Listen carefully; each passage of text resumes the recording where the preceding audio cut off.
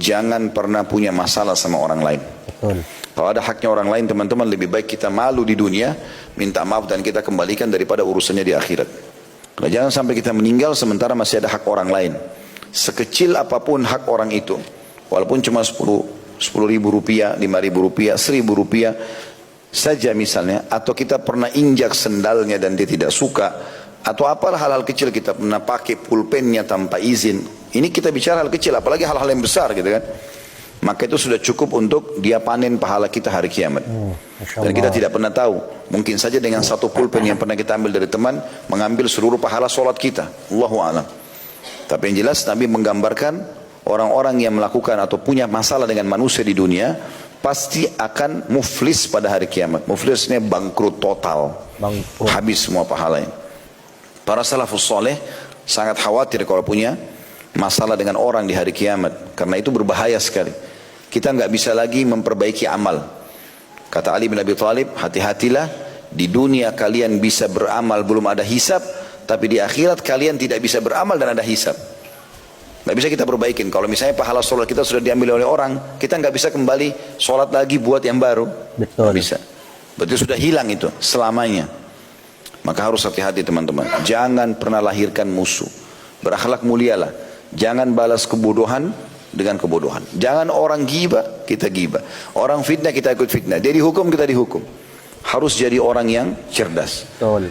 Balas keburukan-keburukan orang itu dengan kebaikan. Biarkan dia buruk, urusan dia. Kita nggak seperti itu. Kita nggak usah ikut-ikutan. Ya. Allah punya cara nanti memperlihatkan siapa yang salah dan siapa yang benar. Ya, itu tidak butuh waktu yang lama kok. Kalau ada orang suka gosipin bapak ibu, orang fitnah, kita nasihatin, dia nggak mau dengar ya sudah. Tapi Allah punya cara membongkar dia. Dan itu tidak lama. Di dunia sebelum akhirat. Dan di akhirat kalau dia tidak minta maaf selama dunia, pasti kita akan panen pahalanya. Senyum saja. Ini orang fitnah saya Ustaz, ini orang gibah saya. Senyum, balas dengan senyum. Malah bersyukur. Hari kiamat saya akan panen pahalanya. Itulah yang dilakukan oleh Abdullah bin Mubarak rahimahullah. Dan ulama-ulama salaf yang terdahulu. Mereka kalau ada yang menggibah, mereka malah kirimkan hadiah. Dan mengatakan terima kasih kau sudah berbagi-bagi pahalamu untuk. Pembahasan yang sangat-sangat luar biasa dan penuh makna sekali, dan banyak-banyak sekali nasihat yang sudah disampaikan oleh beliau, yaitu Ustadz Khalid Basalamah. Beliau memberikan nasihat kepada kita semua, intinya adalah jangan pernah kita mempunyai masalah dengan orang lain di dunia.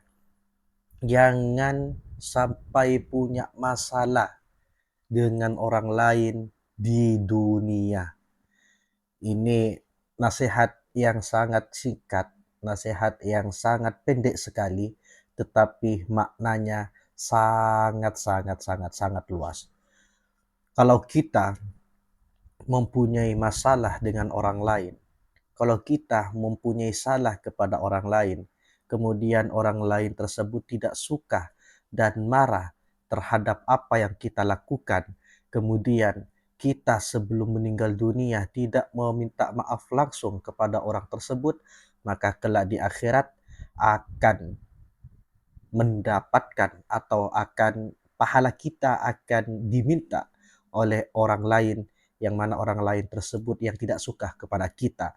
Maksudnya bagaimana? Kalau kita punya masalah kepada si A, atau kita bermasalah, katakanlah pernah menyakiti hatinya, tetapi sebelum meninggal dunia, kita tidak meminta maaf secara langsung kepada si A tersebut, sedangkan si A tersebut masih dalam keadaan marah, dalam keadaan sakit hati karena tindakan kita, kemudian kita meninggal, kelak di akhirat, si A ini akan menuntut kepada kita, akan menuntut kepada Allah, ya Allah, si fulan selama di dunia pernah mempunyai salah kepada saya.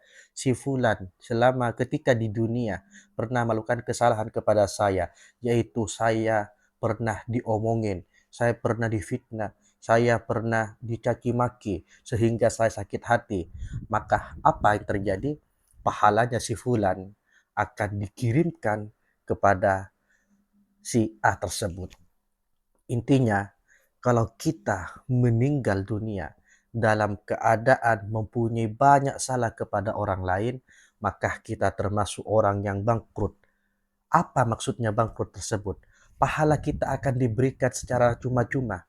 Amal ibadah kita akan diserahkan secara cuma-cuma kepada orang-orang yang pernah kita sakiti, orang-orang yang pernah kita caci, orang-orang yang pernah kita fitnah. Jadi inti dalam ceramah tersebut, dalam nasihat tersebut, Ustadz Khalid Basalamah memberikan nasihat, menyampaikan kepada kita semua, lebih baik kita malu di dunia karena kita minta maaf kepada orang tersebut, daripada kita dalam keadaan malu kepada Allah karena kita menjadi manusia yang bangkrut. Jadi sebelum diakhiri, saya mengajak kepada kalian semuanya, apabila kalian mempunyai masalah, mempunyai kesalahan, mungkin pernah ghibah, mungkin pernah menyakiti hati orang lain, minta maaflah secara langsung. Minta maaflah secara langsung sebelum kalian Allah cabut nyawanya.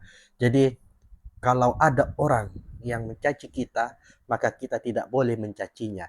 Kalau ada orang yang ghibah terhadap kita, maka kita tidak boleh melakukan ghibah juga. Kenapa? Kita akan menjadi manusia yang bangkrut atau merugi. Jadi kalau ada orang yang fitnah, maka kita balaslah dengan kebaikan.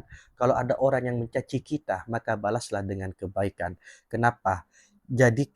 Anggaplah orang yang mencaci kita, orang yang mempunyai masalah kepada kita, orang tersebut memberikan hadiah kepada kita, yaitu hadiah pahala gratis. Subhanallah. Mungkin cukup sekian video kali ini. Mohon maaf apabila banyak sekali kekurangan dan kekhilafan. Semoga kita semua wafat dalam keadaan husnul khotimah dan wafat dalam keadaan lepas dari masalah-masalah orang lain. Amin amin ya rabbal alamin. Dan akhirnya wassalamualaikum warahmatullahi wabarakatuh.